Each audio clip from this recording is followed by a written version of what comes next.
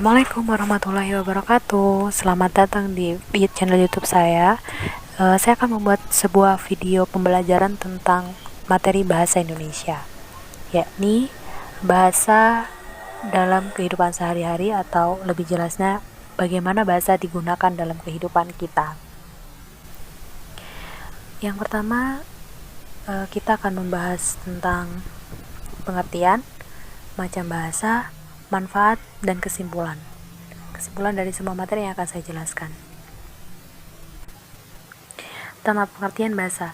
Bahasa adalah suatu sistem pengembangan psikologi individu dalam sebuah konteks intersubjektif. Mudahnya, bahasa merupakan satu outer ekspresi kita untuk mengeluarkan apa yang ada di dalam pikiran kita, apa yang kita rasakan saat ini, atau apa yang sekarang sedang yang ingin kita katakan kepada orang di depan kita. Bahasa juga bersifat fleksibel karena bisa berubah-ubah dalam seiring perubahan zaman. Semisal kita menyebut kata mabar aja, mabar, singkatan dari makan bareng. Kalau untuk saat ini, untuk generasi milenial saat ini, mabar bisa berarti main bareng, mandi bareng. Ininya bahasa bisa berubah-ubah tergantung bagaimana zaman yang akan datang selanjutnya. Yang kedua adalah macam-macam bahasa. Bahasa dibedakan menjadi dua, yakni bahasa verbal dan non-verbal. Bahasa verbal adalah bahasa yang dapat dilisankan maupun dibentuk dalam wujud tulisan. Contohnya, Rara makan tahu. Kenapa bisa begitu? Karena kata Rara makan tahu dalam kalimat Rara makan tahu bisa kita wujudkan dalam bentuk kegiatan, atau bisa kita wujud dalam tulisan, atau bisa kita wujud dalam ucapan. Itu yang dimaksud dengan bahasa verbal. Bahasa non-verbalnya sendiri adalah bahasa yang tercipta oleh gerakan tubuh, istilahnya bahasa tubuh, atau disebut juga dengan bahasa isyarat. Contohnya, seorang pencuri gemetar saat diinterogasi polisi. Kenapa?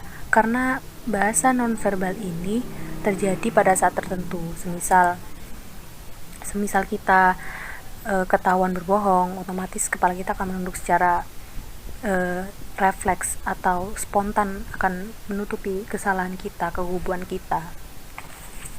Lalu bagaimana keterkaitan bahasa dalam kehidupan? Setelah mengetahui arti dan macam bahasa, kita akan membahas bagaimana bahasa digunakan dalam kehidupan. Seperti halnya sebuah kasus, seorang anak bernama Halif mengutarakan perasaannya kepada seorang gadis bernama Salma. Tapi karena si Halif ini mengucapkannya berbeda dengan bagaimana tubuhnya mengucapkan, maka si Halif ini ditolak oleh Salma. Karena apa? Salma ini bisa tahu kalau si Halif ini tidak benar-benar suka padanya, atau secara main-main. Benar dalam bentuk kata atau ucapan, si Halif berkata suka pada Salma, tapi dalam bentuk gerakan verbalnya atau bahasa verbalnya, si Halif ini hanya main-main dengan si Salma. Dapat disimpulkan seperti itu. Lalu bagaimana jika keduanya diversus atau di faktor kan? Kalau mereka berdua diversus, yang paling menang siapa? Tidak ada kata menang yang menurut saya, karena kedua bahasa ini seimbang. Hanya saja yang lebih mendominasi adalah bahasa nonverbalnya, karena apa yang terlihat itu tidak tentu benar, dan apa yang tidak terucap itu belum tentu salah. Bahasa nonverbal, kenapa saya katakan bahasa nonverbal lebih mendominasi? Karena gerakan tubuh kita itu tidak bisa berbohong kalau kita sedang melakukan apa yang kita sembunyikan. Semisal kita malu, reflekskan tubuh kita pasti akan menutup tangan, kita akan menutup wajah, atau kita akan menunduk, atau kita akan berkeringat. Seperti itu kalau menurut saya. Lalu manfaat bahasa.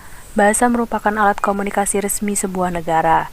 Bahasa merupakan alat pengembangan budaya dan ilmu pengetahuan, pengantar dunia pendidikan, dan sebagai lambang identitas sebuah negara, dan alat pemersatu. Karena bahasa ini memang penting dalam kehidupan kita, kan?